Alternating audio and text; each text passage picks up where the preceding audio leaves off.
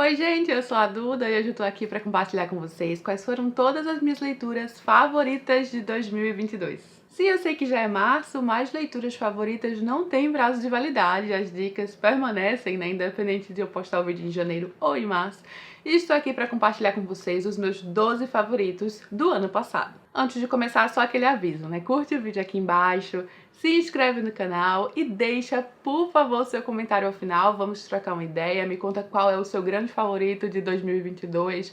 Alguns de seus favoritos com certeza serão dicas preciosas aqui embaixo nos comentários, tanto para mim quanto para as outras pessoas. Também vou deixar todos os links no box de informações, caso você queira dar uma olhada em alguma coisa, os links para a Amazon, para adicionar na wishlist, fazer alguma compra, comprando pelos meus links vocês ajudam o canal. E tá bem pertinho de começar a Semana do Consumidor, né, aquela semana de ofertas. Mas também vou deixar os vídeos, quando tiver vídeos, talvez tenha vídeo de tudo aqui, talvez não, mas se tiver vídeo também vai estar aqui embaixo listado, caso você queira conferir a resenha. Mas enfim, vamos lá então, em ordem cronológica de leituras, não coloquei um ranking, coloquei de fato em ordem cronológica dos favoritos, a escolha dos 12 livros, que eu vou começar pela minha primeira leitura do ano, Hell House, um livro de terror, com uma espécie também um pouco de ficção científica aqui no meio, né? Porque aqui há um embate entre essa atmosfera sobrenatural e explicações científicas, algo que eu adorei que o Richard Matheson, o autor do livro, colocou aqui, que foi uma coisa também que ele inseriu no livro Eu Sou a Lenda, que é um dos livros que eu mais gosto de ficção científica.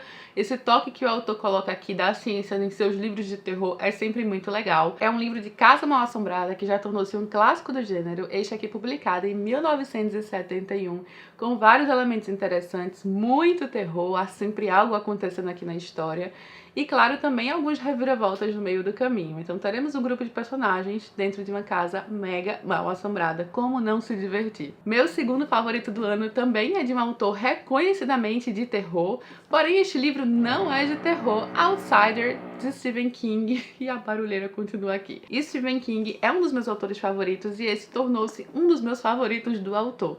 Ele é mais, inclusive, investigação, romance policial, afinal de contas, há aqui mortes cruéis, há aqui uma morte e um assassinato terrível de uma criança numa cidade pequena, e uma das pessoas mais queridas da cidade é presa por esse assassinato. Há muitas provas contra ele, mas também há muitas provas a favor dele, e fica aquele impasse.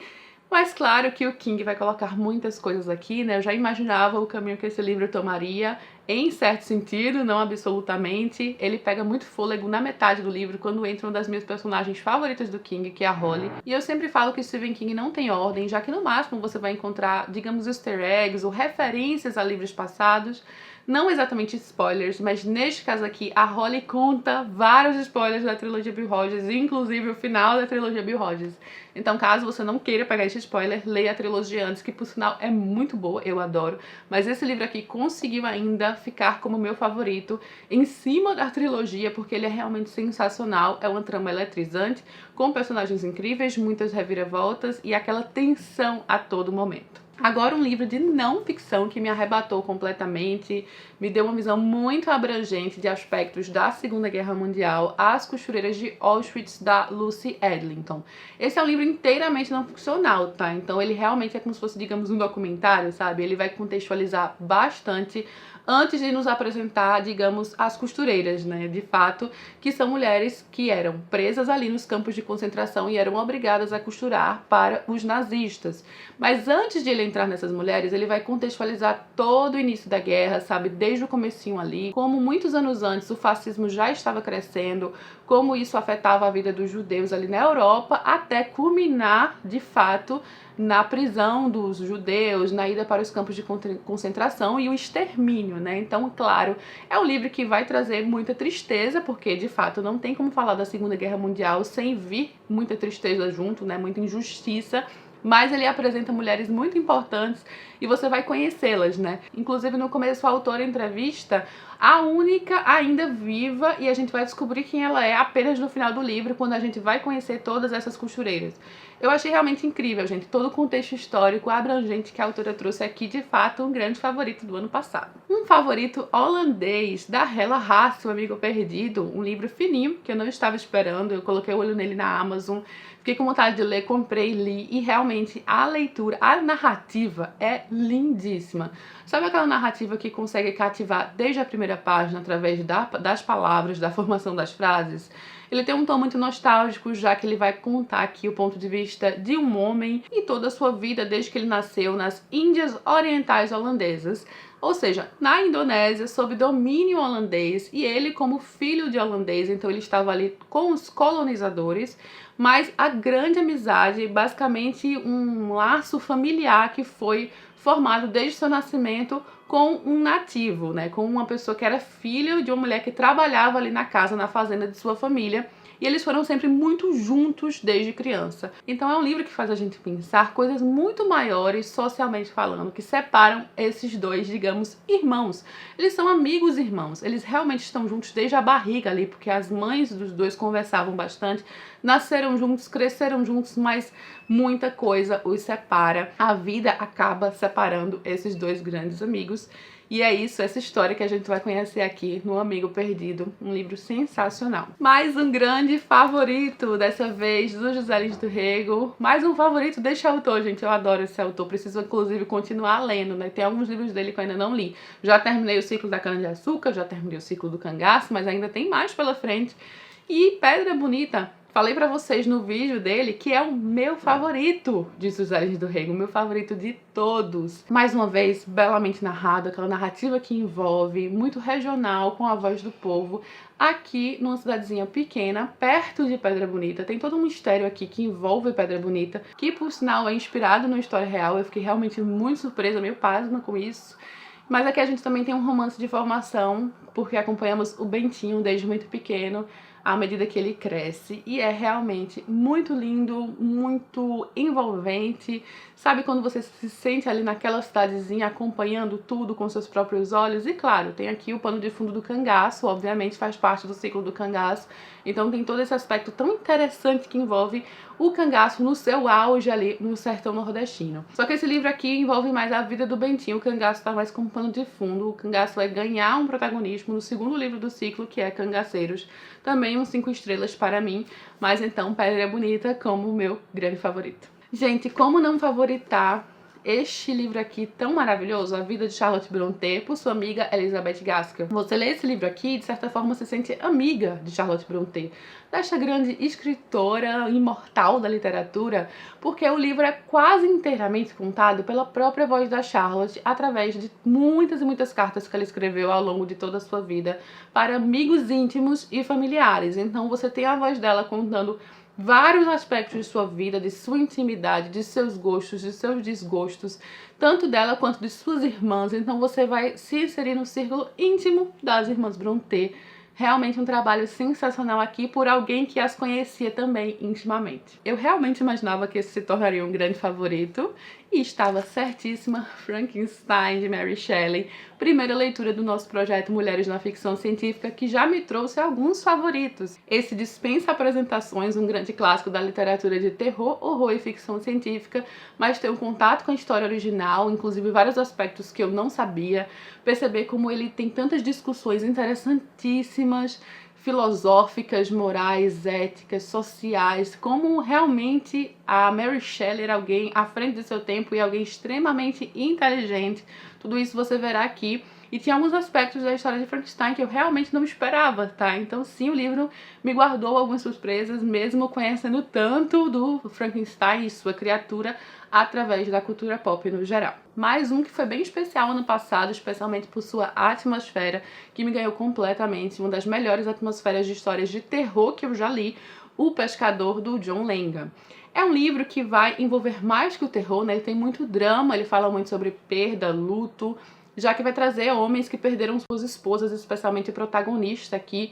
Então a gente começa já com esse homem viúvo e ele encontra através da pesca um hobby, uma atividade que vai ajudá-lo a passar por tudo isso e depois, posteriormente, junto com um colega que também passou por uma enorme perda em sua vida. Até que a história fica muito mais sinistra do que se espera, né? Porque a gente conhece um local ali no estado de Nova York que no passado envolveu muitos aspectos sombrios com um terror real e eles vão descobrir este local e as possibilidades que esse local vai trazer. trazer. Mais uma vez, o que está no âmago dessa história de terror é a perda, o luto e o desespero. Mais um grande favorito por aqui também foi leitura do projeto Mulheres na Ficção Científica, A Parábola do Semeador, da Octavia Butler, primeiro volume da duologia Semente da Terra, que lemos completa, mas o primeiro foi de fato meu favorito, apesar desses dois se complementarem, né? Quase um livro só dividido em duas partes. Aqui nós temos um futuro meio que pós-apocalíptico, uma distopia de ficção científica com muita crise ambiental, política, a falta de recursos naturais, pouca água e, é claro, o caos tomou conta. A personagem principal vive na Califórnia, nos Estados Unidos, num dos únicos bairros protegidos e murados, mas ela sabe que isso não vai durar muito.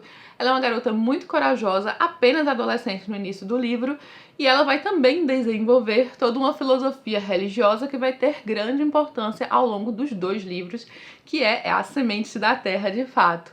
É um livro com muita dor, muita violência, muitas injustiças, mas também personagens que vão tentar dar o seu melhor nas adversidades. A própria filosofia aqui da Semente da Terra é bem interessante, né? Essa questão da mudança. A única certeza absoluta é a mudança e o ser humano tem que tentar fazer o máximo para moldar esta mudança ao seu favor, né? A se adaptar. Aqui, para a personagem, Deus é mudança. E eu achei o livro todo bem frenético e interessante. O segundo livro, pra mim, foi muito doloroso. Talvez por isso eu tenha preferido um pouquinho mais o primeiro, porque eu sofri muito lendo o segundo. Mas é daquela duologia que eu recomendo fortemente, uma leitura sensacional e definitivamente marcante. Uma leitura especial, que foi meu primeiro contato com a autora norueguesa, a Vigdis Hjorth, é Herança e Testamento.